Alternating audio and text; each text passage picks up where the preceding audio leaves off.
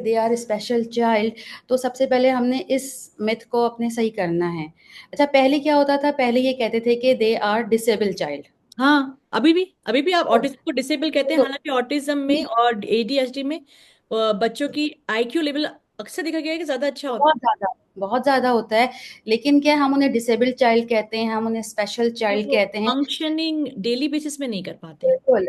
जबकि हम इन्हें अगर ये कह सकते हैं कि they are differently able child, differently. Different able children. क्योंकि अच्छा, हमारा ये बिलीफ सिस्टम है कि हर इंसान जो इस दुनिया में आया है उसके अंदर कोई ना कोई एक जो है वो हिडन टैलेंट होता है। सही। कोई डॉक्टर बनता है, कोई इंजीनियर बनता है, कोई लॉयर बनता है।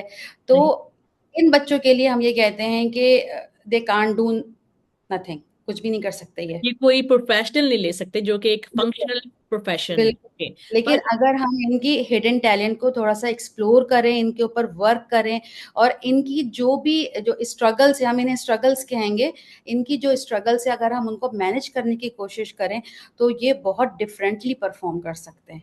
जैसे आइंस्टाइन। या सही है। ठीक है।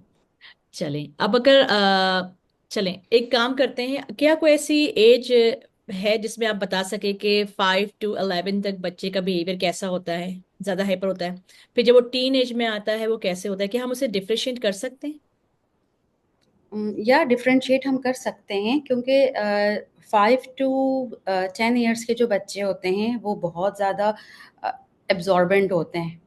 ठीक है, ठीक। एक स्पंज की तरह होते हैं। जैसे 3 to 4 ईयर्स में भी हम ये कहते हैं कि स्पंज की तरह होते हैं।